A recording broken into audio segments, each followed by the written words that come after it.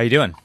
I'm right. It's a little groggy, but My weekend was busy around the house. Just like I'm doing demo in a room, and I converted my wife's bike into an e-bike. what's the e-bike? Like electrical bike? Yeah, so you swap out one of the wheels with a new wheel that has a motor in the hub, hmm and then battery and controllers and brakes and all that kind of stuff. So So you mount the battery pack. What do they look like? Like a big rectangular thing, and you mount it in the inside of the frame. it mounts in the frame, like right where the water bottle holder usually goes. hmm So they've got the system pretty well figured out. And then there's like a controller you got to find a place for that does all the brains behind it. And then you've got like a little screen that you put on the handlebars so you can see how fast you're going and your mileage and what level of output you want to be using. And then like another like a switch. So there's a bunch of little moving pieces, and then you got to figure out what to do with all the wires and make it look good. And So you buy those off of like I don't know Amazon with the it's like a whole kit, right? It comes with instructions and everything. yeah, so the instructions suck, but they're fine. Define As is everything. define suck like IKEA level suck or less. No, like worse, right? Because there's just stuff that's just wrong, right? Like it's not that they just omitted stuff. They of course omit stuff, but then there's stuff that's just wrong. And then they're like, just if you want to see the wiring, go to our website and watch the video. And like there's no video. Like all the videos that they have on their website are by other people who have done e-bike conversions. They're not even by them. So Well, that's a great example of taking advantage of the community. totally. Totally. Yeah. They just embed the video that they think is the best at that time on their site, and then they just leave it at that. They never even go look for a better video later or anything. Trying to save some time, not recreate the resources that already exist, right? Yeah. Yeah. It's not the architectural approach. Like architects, I feel like will just take on everything. You got to own it all. Oh, we have to own the font, like literally the color of the font that matters. So it's like, yeah, you can't use somebody else's thing. That just drove me nuts. For the few years that I did work in the architecture, it was just ridiculous. Like somebody's done this already. Yeah, I want different font. Okay, great. But speaking of instructions, IKEA, I gotta take back the IKEA comments because IKEA instructions are not that bad when you compare them to No, they're something not. like a Target instructions. Because I was putting together, Oh, really? I was putting together a crib for my baby girl, and those Target level instructions are just horrible. They were really, really bad. And I don't know what it is. IKEA actually has this down. They do have it down. I never complain about IKEA. Hi there. I'm Evan Troxel. Welcome to my podcast about how technology is changing the architectural profession.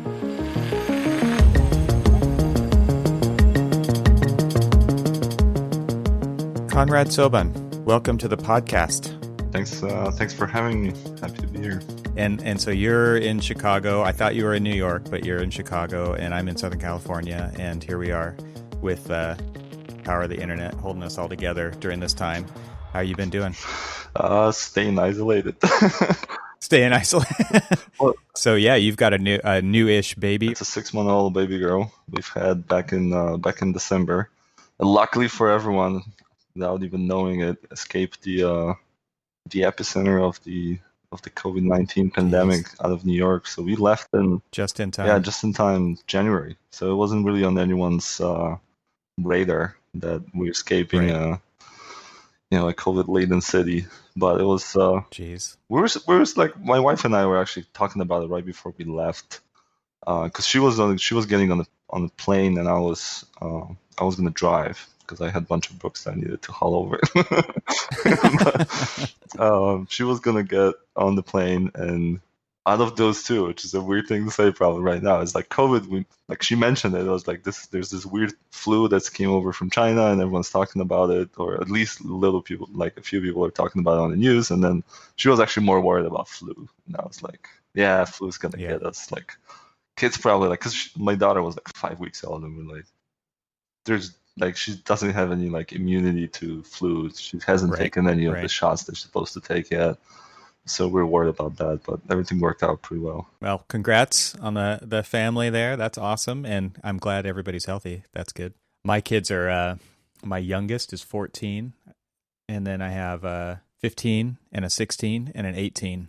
So they're on the trajectory out. I hope. you, you never know with that one.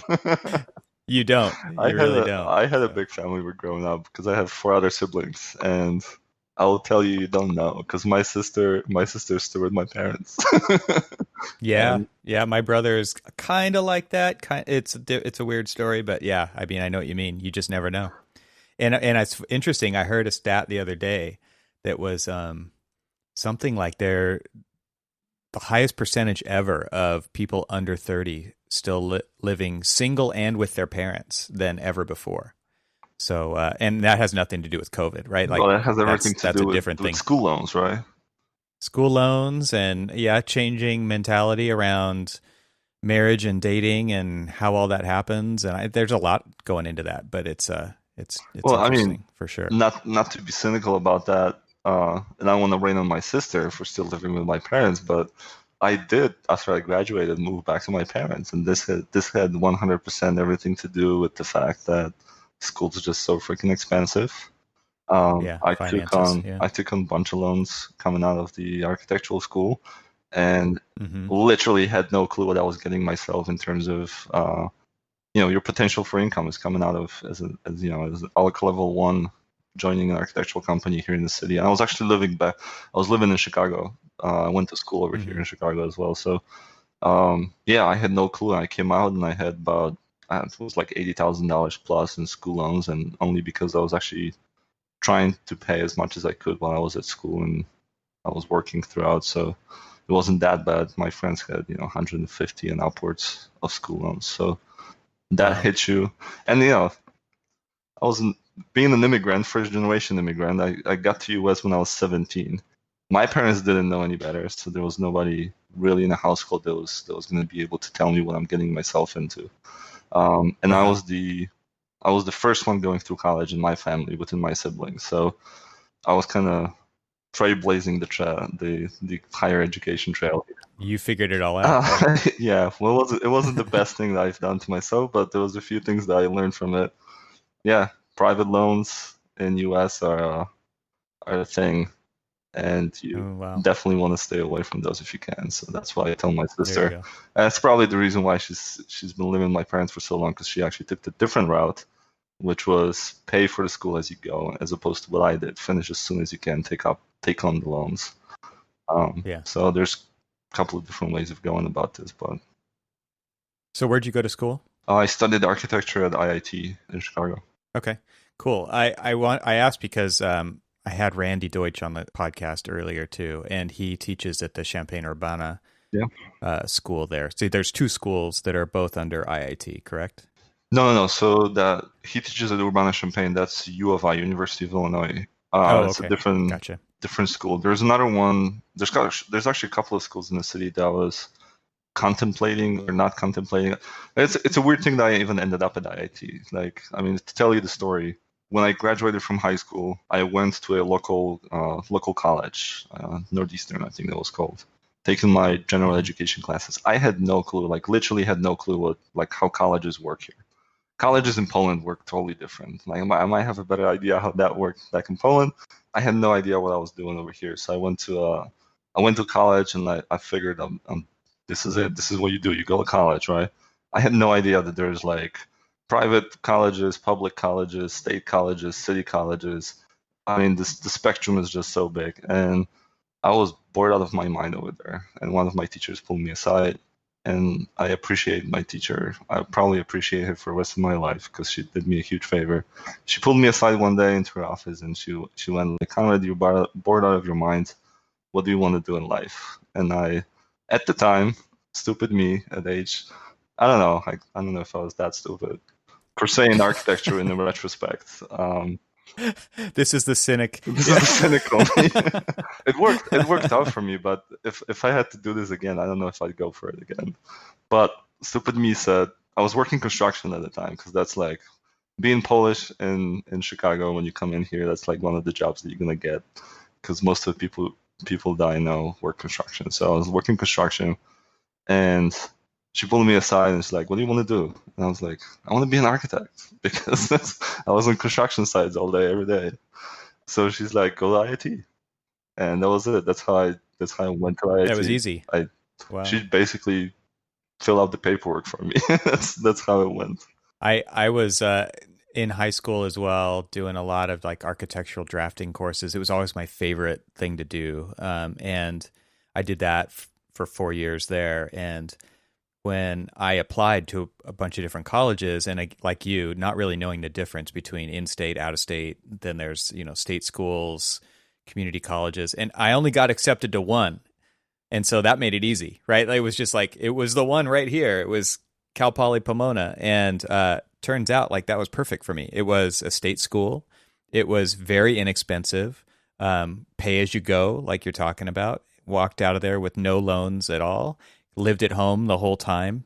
And I think I just got kind of lucky. And unlike you, if I had the chance to do it all over again, I probably would, because I really, it's funny, like the first 2 years were terrible, I felt like, but the last three were great. It finally clicked for me at some point there, and I really, really got into it. But the whole, design school thing was perfect for me. And I went into school thinking it was going to be something so different than it actually was. I'm really glad it turned out to be what it was. And now, like our profession, I see how much our profession suffers because schools focus so much on design. But, that's another topic for another day, most likely. Yeah, yeah. Well, I mean, I probably had a completely different experience just because I was that first generation immigrant. And I mean, just to give you an idea, my parents didn't speak any English at all, right? So you go into like register for high school, right? You go to the nearest high school in your district, and people signing you up for that high school, it's like that one person that worked in the administrative office. I will remember her forever too, because Yeah. she's the one that kind of that took on the responsibility of being the point of contact for all of those immigrant kids that got funneled into the Yeah. school system here in America, right? And Mhm. I won't remember her for all the good reasons, because she was pretty bad at her job, I'll tell you that much, right? Because there was no explanation or guidance whatsoever of like how this whole system works. And some of these kids, Right. some of my colleagues coming out of Poland, if you cared about education, she wasn't the person to go to kind of find out what do you need to do to go ahead to get to a good school.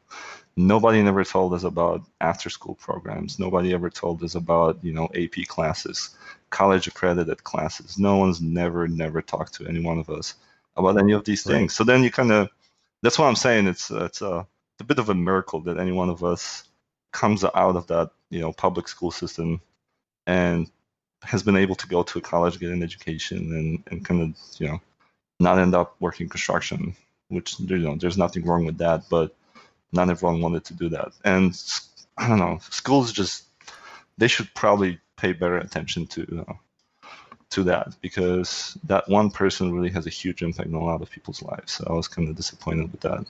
Yeah, there's a lot of disconnection there for sure. I saw that even, you were talking about those things. I wasn't exposed to those things either. And if your parents aren't that person, and then there's like no line of defense there, right? Yeah, Because nobody even knows what to ask. yeah. Well, So, and they're not going to offer if you're not asking, they're not offering. yeah. Well, like we had, I mean, so there's like these are public schools, so like there was a cultural adjustment for all of us, anyways. The language was an issue. Like I didn't speak much English at all either. Mm-hmm. The thing that kind of put me on the right track was always sports. Like if there's anything that Mm-hmm. gets me going, that gets me excited, has always been basketball. So Okay. I've never had any trouble. I never thought that I had any trouble adjusting to living in America. Was because of the basketball. I just kind of picked up the ball, and we lived across the park, so I just pick up the ball and go play basketball. Didn't speak a lick of English, but it didn't matter. Like on the basketball court, it Yeah. doesn't matter. So that was kind of like the place that I went to, and so we had all the practices after school. We had conditioning camps and all that. So I kind of stayed busy and had a chance to interact with American kids and learn the language a little bit faster than some of my colleagues, right? So that was the thing that kind of saved me and put me on the right path. But Mm. everybody else didn't, like not everyone played basketball. There was like two of us, two Polish kids on the basketball team. So that was it. It was tough. So speaking of the path, like you're on this path, right? Yeah. You said the right path even. I wonder, like, what do you think about the path that you've chosen to take in this profession? Because it's funny, I went to an AU, I don't know, kind of a presentation, kind of a roundtable thing last year. And it was with people who went into software development, and they called it the dark side, which I thought was hilarious, right? How come you went to the dark side? And so, talking about your path and architecture school and where this has all led you, and now you're working with BIM Beats and Bad Monkeys, and you've got your other stuff that you've been developing forever for Revit. So, forever, the last, I don't know how many years, but in architectural terms, coding terms, it seems like a long time. So how did you get on this path? Did you, like you said, you got out of college and you're going to go work at an architecture firm? Like, how did you eventually make it into tech? I think it was always meant to be. So here's the reason I mentioned my college teacher that kind of put me on this path. The person that asked me the question, like, what do you want to do in life? And I answered architecture. And the reason this is funny and ironical for me is because if you asked me that same question a year ago or 2 years ago when I was still back in Poland, my answer would have been completely different just because my interests were completely different. At the time, working construction, architecture was the center of my life. Like, this is what I was doing all the time. Before, the center of my life has always been computers. Like, that's what my friends used to do. That's who I knew, that's who I hang out with. And if I stayed in Poland, I probably would have gone into computer science. So coming out of architectural school, I applied for design jobs, and it's, I don't know, I'm probably one of these people who's like, by the time I realized that architecture wasn't what I hoped or thought it would be, it was too late. I was too pragmatic to just drop out of my third year when I already put down like $150,000 towards my education. You've got all those sunk costs, man. You got to stick it out. I knew now. about sunk costs before I even read about it. It was too late. You're like, I've lived that. So I was gonna finish. I wasn't gonna stop halfway through and drop out. So I was gonna finish that. I powered through, but all the way throughout, computers has always kind of been the thing that I did. And IIT's been old school. IIT teachers have taught us how to draft by hand. They prioritize design, sketching, kind of artistic side of architecture more than they did technology side of architecture. And that has never, it was a struggle for me throughout the years because I wanted to specialize. I wanted to work with computers. I took graphics courses, rendering courses, Revit courses even when I was at school. Anything that had anything to do with programming. Like I took programming for AutoCAD. Nobody used AutoCAD at that time anymore, probably, because the whole industry was transitioning to Revit at that time, and I was programming in CAD because nothing else was offered at our school at the time. So this was always meant to happen, that I would go eventually into programming. But the thing really that kind of put me onto it was Mustafa, I guess. That's the right answer. Mustafa is the co-founder and creator of the Ladybug tools. He's been my first mentor. So Mustafa used to live in Chicago as well, back in the days when he worked for Smithco. And I've heard about him from one of the Grasshopper forums.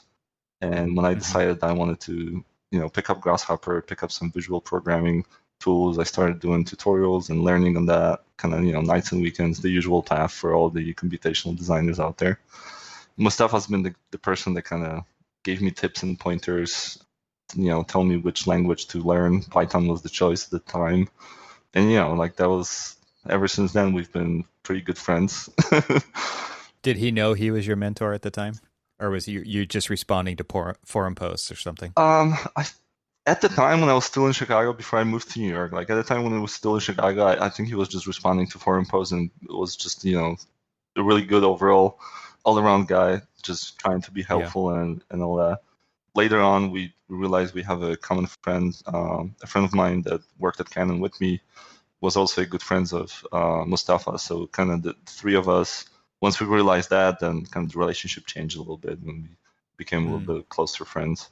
And by the time I moved to New York, we're just, regularly hanging out, talking about all these things, having conversations of like, open source. Mustafa is a big open source guy. So he was the one that gave me a book that kind of changed the outlook on the open source for me, that made it clear that we're not doing this for nothing.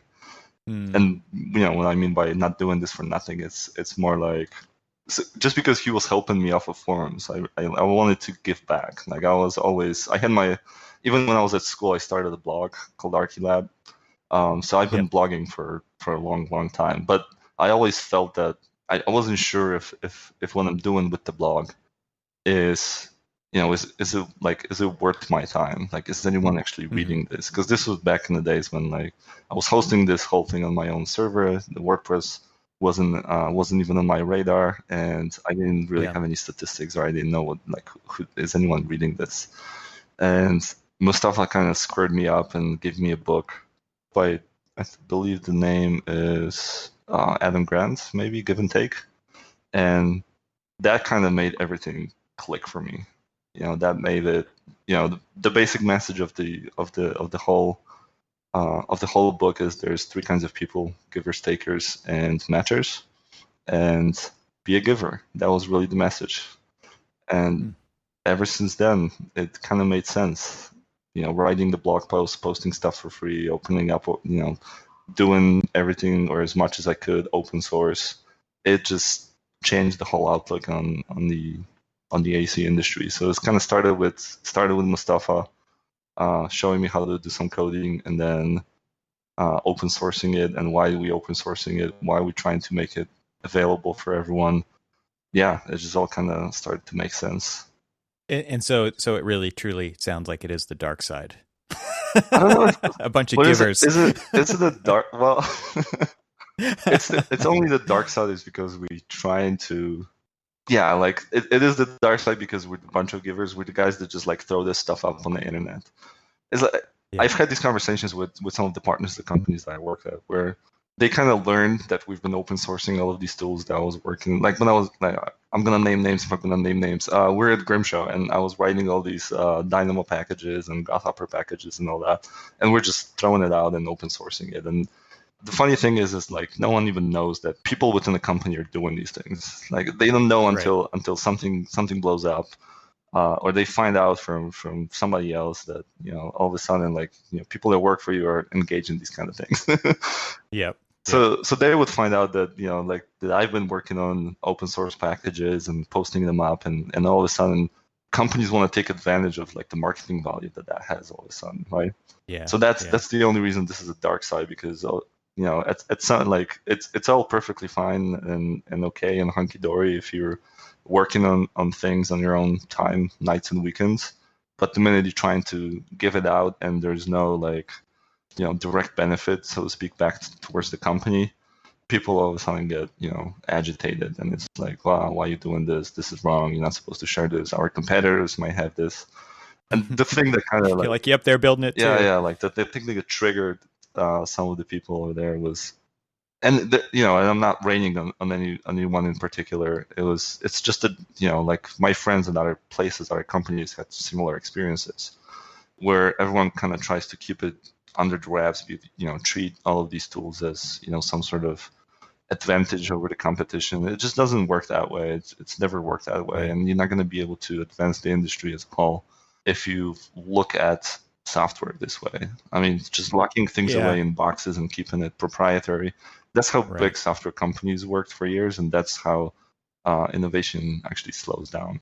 Yeah, I mean that's what's held a lot of the profession back, right? Is that kind of thinking, which is keep this to ourselves, and then if it's not available to anybody else, then they're just going to reinvent it and spin their wheels and start over. What's interesting to me about that is that companies back when AutoCAD came out, where they jumped on that. Now we want to bring standards to all of our drawings. We're going to define how the layers work and what they look like, and the different every company's got their own look, but what that software also did was completely level the playing field. Now anybody could draw a drawing that looked really good, Well, but even did if you're it? not an But architect. the question, but did it? Because I understand that everyone jumped on AutoCAD, so everyone's using the same set of tools. But what you were just saying is, oh, everyone wanted to define their own standard. Everyone wanted to have, this pretty drawing that they wanted to create. This is my company standard. This is my set of line weights that we want to use. This is our style. And that's what kind of always irks me with the architectural industry as a whole is this is still persisting. This is still happening. Like in Revit, every Mm-hmm. company had their own styles. Every company has their own set of the material libraries, the content libraries. Everyone builds and rebuilds the same thing over and over again. And this is Right. completely opposite of what happens with, let me give you an example. Automotive industry. I don't know if it's just a European Union standard or is it Germany in specific, but one of my friends works as a programmer for the one of the automotive companies in Germany, right? And what he tells me is that when they write code for cars, for software in cars, there is a industry-wide standard. So software has to follow those standards, and every car has a Mm-hmm. software written to that standard. Okay. So you basically have that's a playing field. That means that people that work on software at any company at any point in time can transition to a different company, pick up without any, Mm-hmm. company specific learning curve doesn't exist. It's basically industry standard. They can just go there, pick up, and start working right away. And the industry Yeah. moves. I mean, there is a little bit of a, like obviously if you have to follow some standard to a T, and we're talking about cars, so the regulations are in place for safety reasons and whatnot. But this is how the architectural industry ought to be. At the end of the day, this would have made it so much easier for people that work at the city, reviewing the drawings, reviewing the codes. If everything was standardized to some level, at the basic level, I'm not saying standardize the design. I'm saying standardize the delivery and the mechanics of it, and that would have been so Yeah. much easier for everyone to review, approve the whole thing. Yeah, no, I'm not saying that AutoCAD did that for firms because you're right. Like it's everybody's got their own standards and that there is a learning curve every different place you go because they do it differently. But the tool is the same, right? And it works the same way. And if I can draw a straight line on this layer and this weight, then I don't even have to have the skill of a senior architect anymore, right? Yeah. It's not about how you hold the pencil anymore. It's democratized beyond at the tool level, which I think is really kind of what nobody saw coming at that time. It's like, so now you have an architecture firm competing with a drafting service. And it's because architects aren't good at telling people what their value is, then it's all the same. It's just a set of plans, right? I can get a set of plans. Where's the cheapest set of plans? That's what I want.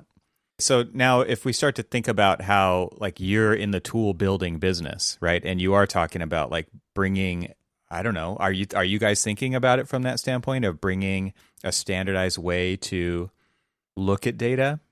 We're talking about data visualization, we're talking about data capture, we're talking about data analytics on specifically with BIM beats, for instance, but it's like, are you guys thinking of it in that way, or are you thinking of it just as like a business or a service that you offer to No, architects? this was part of the conversations and reasoning why we ended up building Bimbies the way we built Bimbies.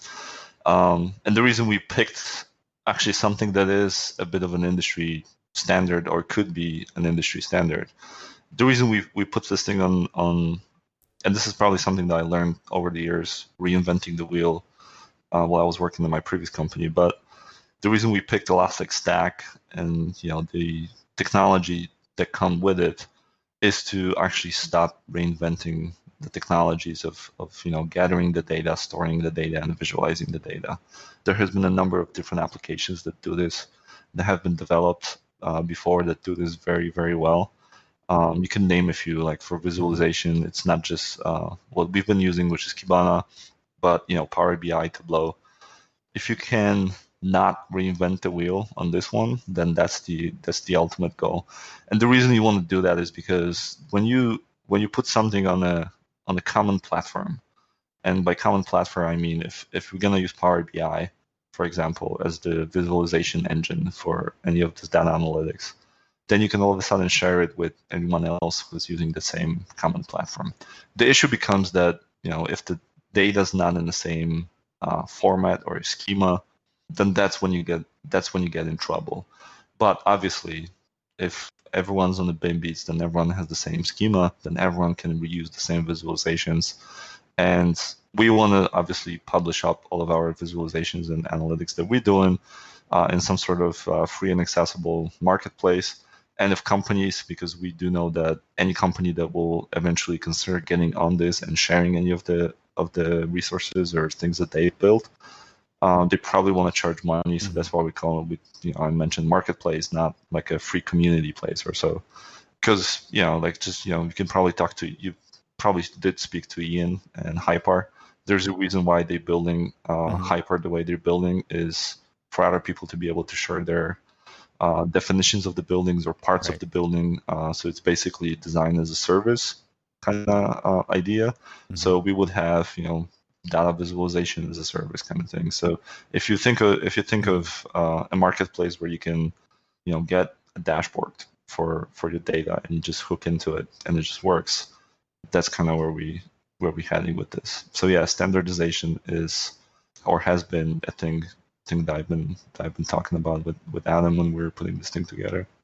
So it sounds like, a lot of the decisions that you guys have made are around not only standardization, but ability to scale that, right? Because if you really want it to be a platform that lots and lots of people use, then it's got to be able to handle lots and lots of queries and data, right? Lots of storage Yeah, space.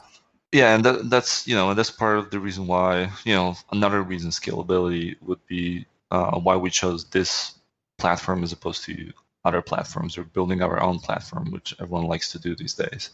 Um, and this is probably a bit of that open source community and thing that I learned working working within the programming, working with tools and building tools is that there's other people's inventions, other people's tools that they've built that you want to just reuse. There's no reason to reinvent the wheel over and over again. And Right. this is one of those things the architectural industry as a whole and just in general just lacks that attitude towards their tools. Every project is starting from scratch. Every design is a new design, Yep. as if there was a 1,000 different ways of designing the bathroom to be compliant with the ADA. There isn't, and if and you can open the graphic standards book and just pick one of the ones that's already there. Why do we have people at large offices redesigning those things over and over again? So Mm-hmm. this is literally the thinking behind open source community. As a programmer, that's how you kind of get to work. So that's what kind of differentiates. I don't know if that's why we on the dark side, but that's what differentiates people that can't think it Yeah. that way. It's like it's okay. It's okay to use other people's work. It's okay to build on top of other people's work. It doesn't make you less of an architect. If you borrow somebody else's bathroom layout, you're still perfectly capable architect. Focus on the things that do make a difference, and that's you take as much as Right. you can to build a platform, and then you build on top of that your things. You advance the industry this way, not by reinventing the wheel over and over again. Going back to what we were talking about before the show really started was, why, and I think what you just said kind of plays into this is why even do this? Why even look at the data and why visualize it? Why collect it? Like, what are we trying to understand about ourselves so that we can build upon that and do something interesting or important with it? Like, what's the point of doing all that? And why have you guys gone this route with BIM Beats? Well, everyone's probably going to have a different reason why they want to do certain things the way they want to do, but I have a feeling that architectural industries, architectural companies as a whole, the reason why they're looking at the data and the reason why they trying to data analytics on top of Revit models, for example, is to be able to, and this goes back to the comment that you've made before, which is we don't know how to value ourselves, and there hasn't been a whole lot. I don't know if I might be off on this, but over the years, there hasn't been a whole lot of value generation within the architectural industry. Like our value to the industry as a whole was always like we provide design services, and that's what we charge. And companies usually charge hourly rates or of some sort. And it's a tough business model to live by, and it's a really easy one to die by, especially during times like this when Mm-hmm. there's an economic downturn. So some of the companies, you can make an argument they're looking at things from 2 points of view. How do we get more efficient, better at the things that we do? So trying to improve the process Mm-hmm. that we have. And this is probably a lesser reason to be doing this. You're just basically trying to get better at what you already do. Squeeze out a few extra dollars. So being able to analyze your processes, being able to see where the deficiencies exist, when the process can improve. You can probably squeeze that a little bit more. And two is a much, in my opinion, would be a much better reason to be looking at this, is to actually see opportunities or take back some of the things that we gave up as architectural companies. Some of the things that companies no longer want to do.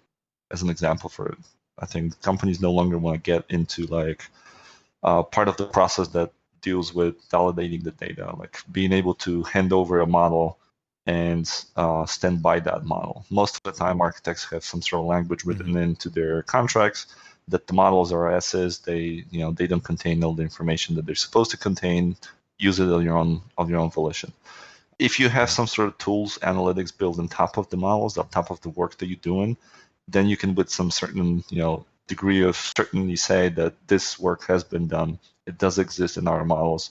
Our models are to a certain standard. The information they're supposed to be contained in them does exist.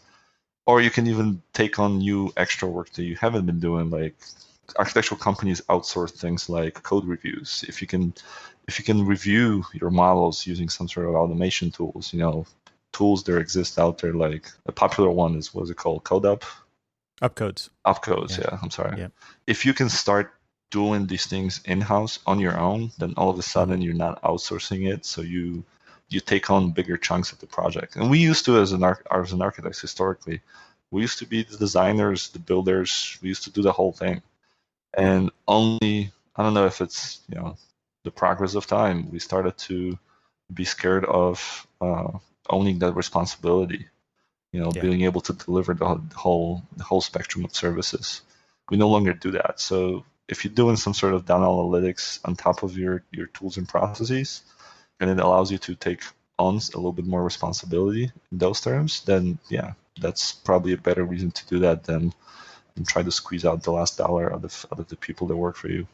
Yeah, one of the big reasons that we're doing it is because you hit it right on the head. It's like, know thyself, right? Know what the hell's going on under the hood so that you can make decisions to make it better.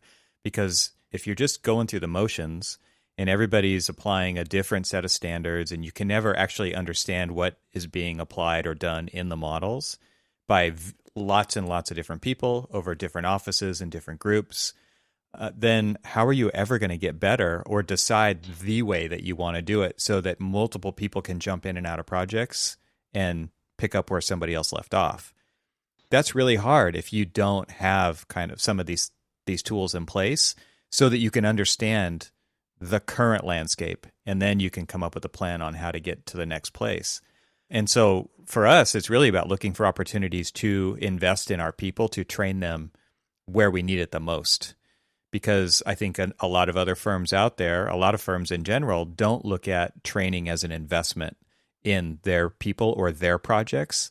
And they do expect it to happen on nights and weekends, kind of like what you were talking about when you were learning visual programming, right? It's just like, that's just, people do that, right? We hope. And honestly, like, we want our people to get that at the office so that it's value added to their work and their profession and their career, and that will directly impact projects. You also want to know about people spending their nights and weekends in the office for a couple of different reasons. A, if you are running the company and you basically hire a bunch of salaried people, then their timesheets usually say 40 hours a week, and that's about it. You don't really get much more information from that. So the financial, it's pretty fictional. People, yeah, it's pretty fictional. Like I used to, for the few years that I worked at HOK or Grimshaw, if you're getting the same amount of money paid every week, it doesn't really matter whether you worked 80 hours and you submit that on your timesheet or not. No one really cares, and no one really wants to remember to do their timesheets properly. So the thing that I'm trying to get at is, even though we would, so people when they bid, like you were saying, like we always constantly undervalue ourselves as an industry, as So when you're bidding out for projects and you're looking back at the historical data, they're usually looking at the financial data, and which is fictional. So you're kind of making decisions based on fictional data. And that kind of perpetuates the issue that people have, which is now you've signed up for a project that's going to take X amount of time, and this is X amount of money that we're going to make off of it. and people have to work, nights and weekends, and Right. you want to know. And if you're not measuring how much work people are actually doing and when that work is happening, then you're not going to be able to identify people that are maybe burning out. They might be Yeah. working on weekends. Maybe if they're working on weekends and there isn't really a project that they're chugging on, maybe that's the person that's learning some programming. You kind of want to know about them too. You want to be able to intercept them before they leave the company, because that is usually the next logical step. There's probably a connection between people spending a bunch of time on nights and weekends learning a new skill and then leaving the company. Oh yeah. Yeah. Because like I've been there, I've done that. It's it's frustrating. You kind of you really do want to get ahead of these people, and people in general are usually non-confrontational. Like I might be an exception in that spectrum, is because I don't have a problem going up to my manager and be like, I want a raise or something. Most of the people don't. They will gladly go along and they will take the raises and the improvements in working conditions that they get voluntarily from the employers. Yeah. But that's probably not the right way to go, because people do get frustrated, and even though they don't say anything, they do get frustrated. And Yeah. you want to get ahead of them. You want to be able to see what they're actually doing, what interests them, what they're pursuing in their free time, if such is in the office, to get ahead of them, to offer them better learning opportunities. And if you can do that, then you're going to be able to retain them. Because there is Yeah. a culture of people just quitting after 2 years, or like Right.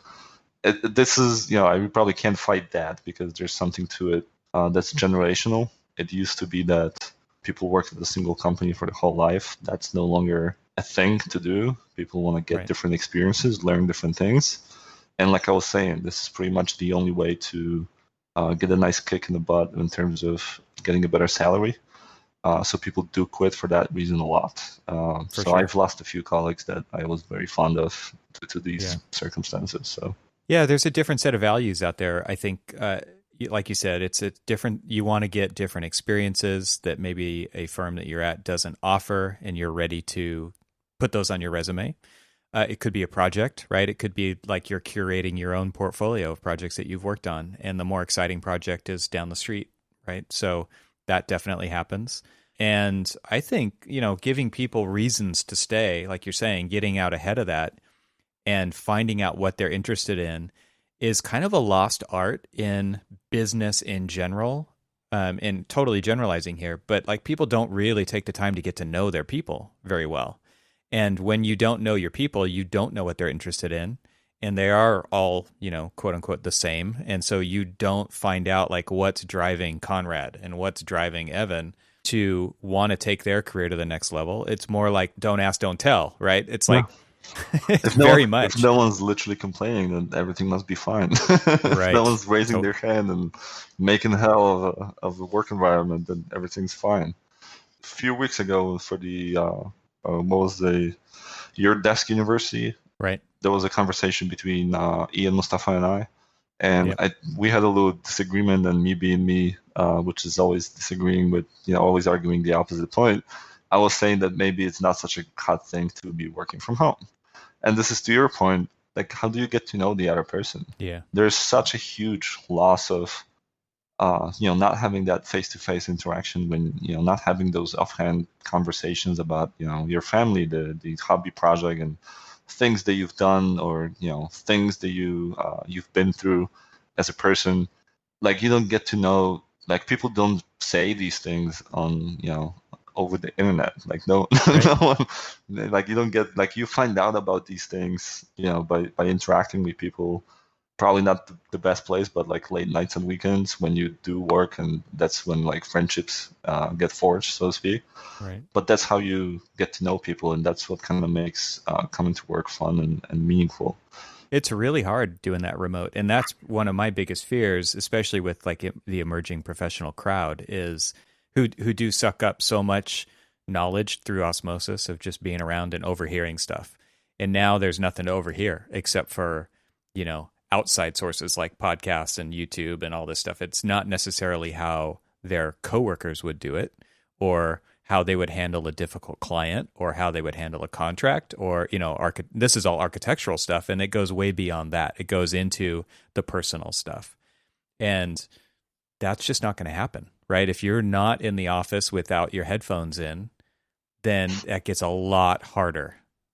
So it was already really difficult. It was difficult because people didn't ask, they're busy, they didn't have time, and you had your headphones in, right? And now you're not even in the same room. So how much harder did it just get? It got way harder. Yeah, yeah, totally. So that's why that's one of the things that I miss about being able to go to the office and working from home is, I've been doing this for like almost 2 years now, working from home mostly. So it gets to be annoying, especially when you try to do what I do, which is write software. When you do kind of the headphones thing, it serves double purpose. You kind of I will put headphones on and literally not even listen to anything. Yeah, not even have my because they do serve a purpose of it's almost like don't bother me. It's a visual sign cue. on my Yeah, back. totally. The point was really that just trying to get into what people call flow, and especially when you're programming, I don't know, it's a bit of a weird thing, but you do have to keep in mind you kind of juggle in your memory a couple of different variables at any point in time, and a little plan of what you typing out for the next few lines of code that you type in. So any interaction that I have, and my wife will come over and ask me a question, just like a random question, and I just lose all that. It'll be gone. Yeah, totally. It's gone for the next 15-20 minutes before I kind of figure out what I was doing again. So right. So headphones do help with that sometimes. And then the office, I liked it and I enjoyed it. I enjoyed going to work. There's something about just changes your state of mind, in my opinion, of being home. For me has always been about I'm home. I can kind of relax. Right. I'm gonna work. This kind of changes I don't even have to like consciously change my mood of how I feel about what I'm doing. I'm at home. I'm supposed to just but when I'm at work, it's like it's work. Like I know I have to do work now, and my whole mindset just changes. So I definitely do miss that. Yeah, for me, that drive was the transition point, right? That could happen where you could switch from one mode to the other. And now there's like 10 feet, right? And where that same switch needs to happen instead of 20 minutes. And that is so hard. That has definitely been the hardest part for me, is just like switching modes. Well, but so I don't miss the drive. That's for sure. Like I'm not gonna tell you how much I appreciate the extra an hour or two every day you don't miss by driving out to work. So it's it's a give and take. You lose some, you get some with this work from home thing. Yep. I do miss driving, but that's for a whole complete set of different reasons. In New York, I had to sell my car moving out to New York, so not having a car for 6 years when I was in New York, I do like to drive now for some reason, even though Chicago traffic is horrible, but I do enjoy it nowadays. I love a road trip. Like I really found myself longing for a road trip, just because I don't mind long road trips. I feel like you settle in, you get all the scenery, and to me, that's huge, right? That feeds me visually, like and emotionally. Like it's a complete removal from the normal, and that's a big necessity in my life to be able to have that. I can do long road trips, not in US. The landscape in US is like freaking cornfields everywhere. It's like you're driving through a cornfield for like 10 hours. You come to California. We have mountains. Maybe in California there's better. So I used to when I was in college, I used to drive over the summer just to pay for school. I used to drive a truck, like long haul trucking. So I've been around the States a little bit. On the road, so to speak. It was the worst experience ever. If there's a job I won't recommend to anyone, long, straight, flat roads. Yeah, no thanks. Don't drive for 16 hours a day. It's just bad, and totally unhealthy too. I used to drink a lot of Red Bulls and smoke a lot of cigarettes. Man. So wow. Don't recommend that at all. I don't know, maybe someplace else the landscape gets a little better. Something about the roads here.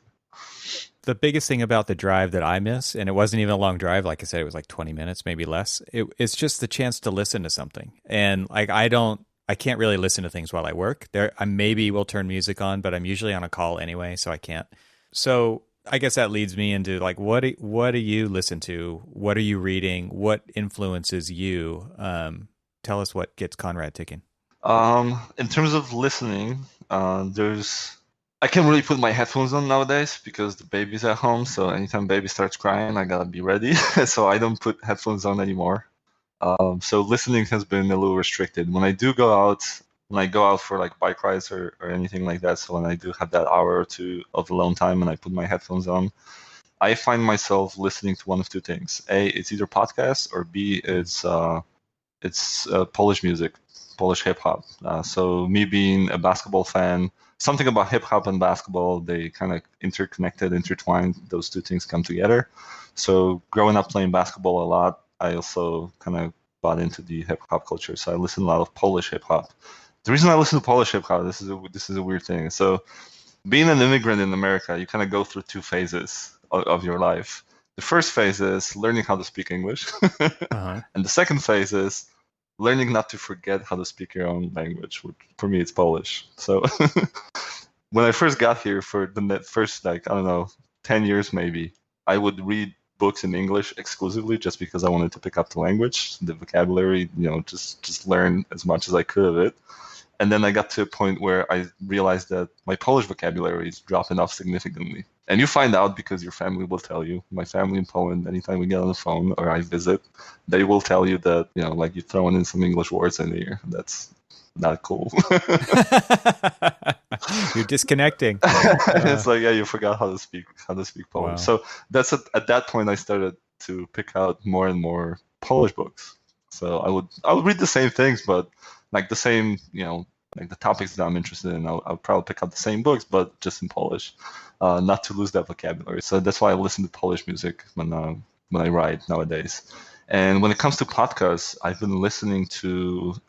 I got into politics. I don't know if is that something that you get into when you get older? Yes, totally.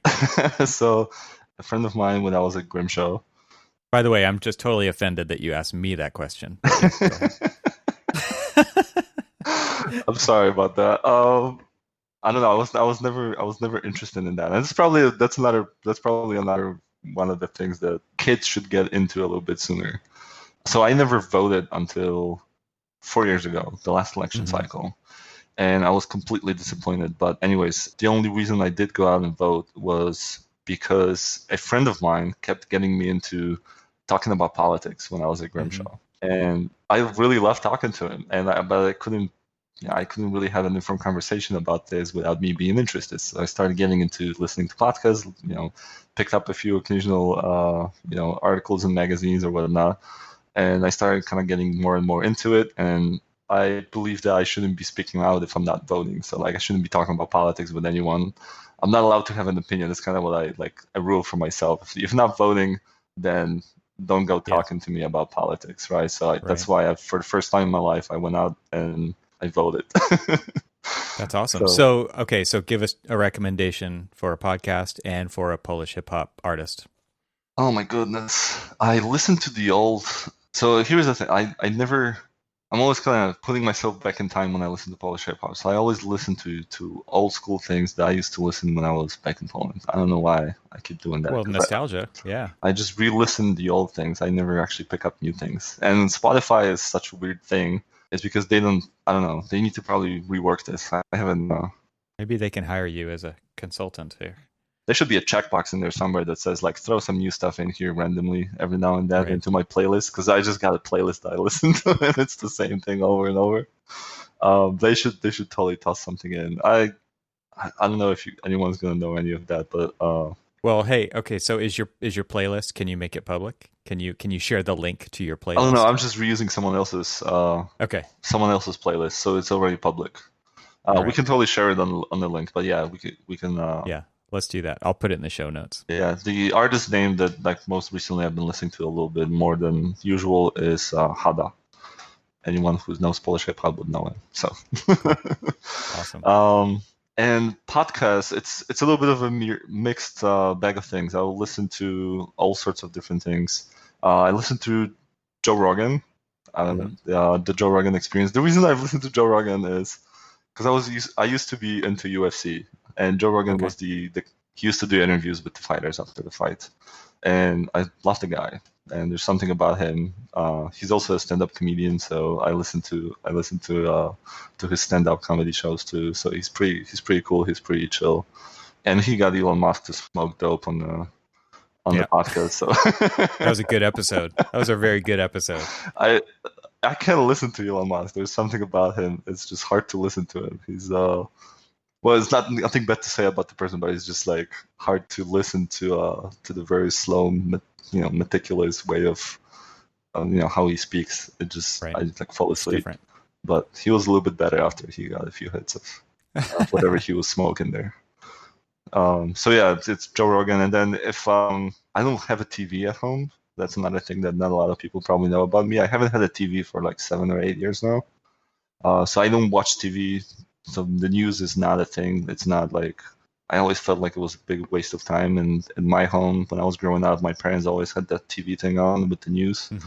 I just kind of got tired of this, and I don't know. We just don't have TV. Yeah. With the baby around, we kind of made a decision that we don't want to get her indoctrinated with the TV, iPads, and all that stuff Yeah, as good long as we call. can. So it's also a good thing in that. But so to get my news, I do have to kind of go outside of the standard TV route, and I usually listen to something called Visual Politics. Hmm. It's a series of it's not one channel on YouTube. It's actually a couple of different channels and a couple of different people doing kind of commentary on economics, on politics, on socioeconomical situations all over the world. So kind of like news and politics mixed together, and they break it down nicely. The guy that I usually listen to, my favorite channel within that is Simon Whistler's. So if anyone's interested in that, visual politics, Simon Whistler, look him up. I will find it and put it in the show notes. That's cool recommendation. I'm gonna have to check that out. Couple more questions for you here, just to kind of wrap things up. So, speaking about like these things that you're listening to, the stuff that you're doing, you're out riding your bike. Like, what do you do for help yourself perform better? Is it getting away? Is it disconnecting? Is there something that you do personally, like a personal hack? Analog, digital, doesn't matter. Basketball.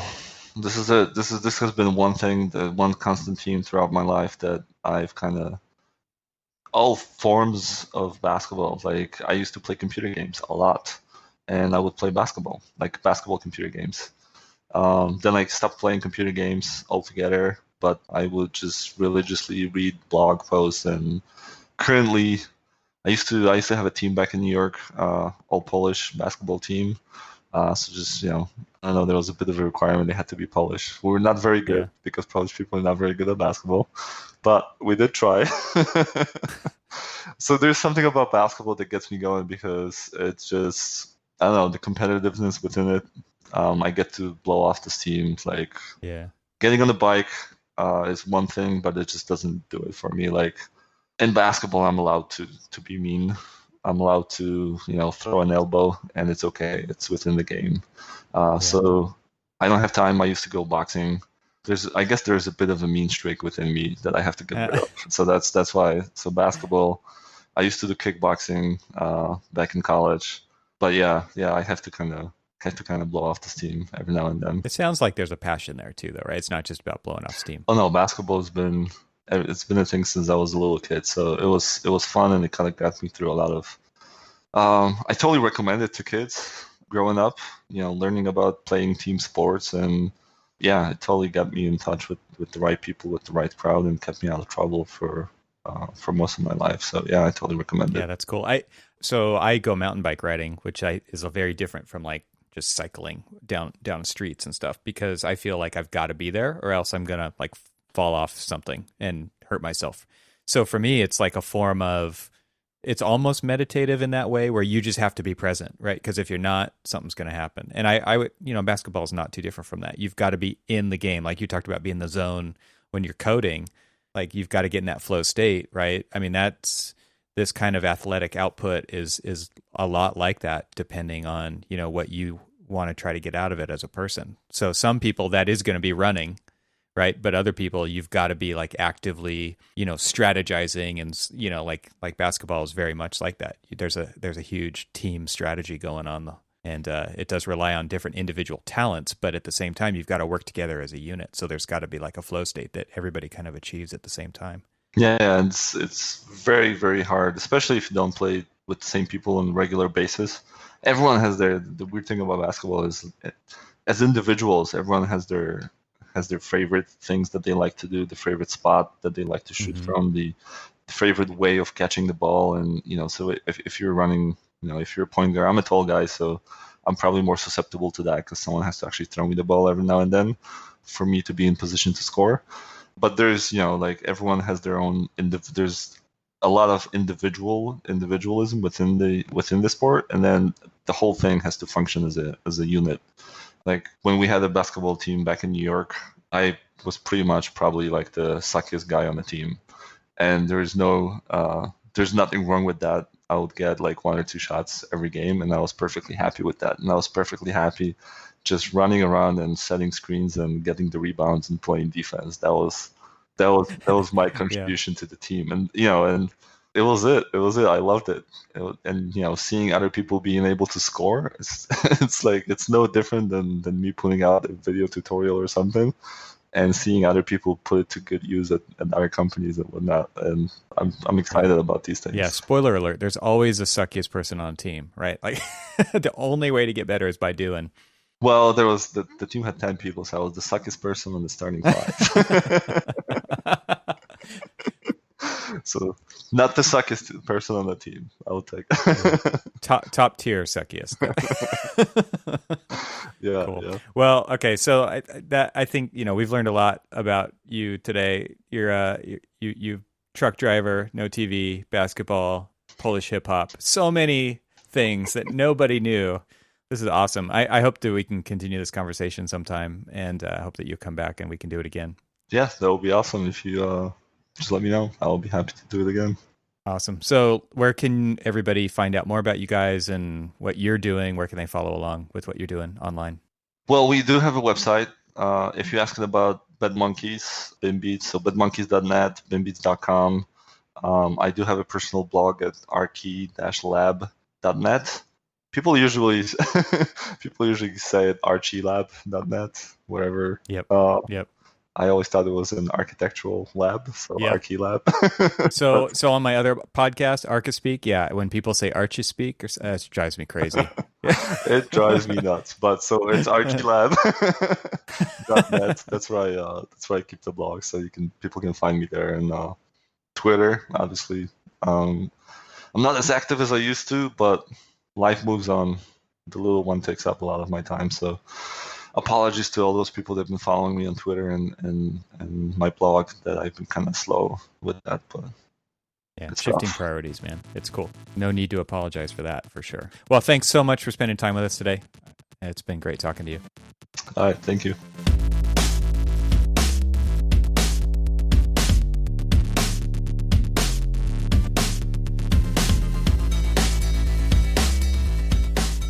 Thanks for hanging out with us today. This show is part of the Gable Media Podcast Network. You can see all the shows at gablemedia.com. That's GABLMEDIA.com.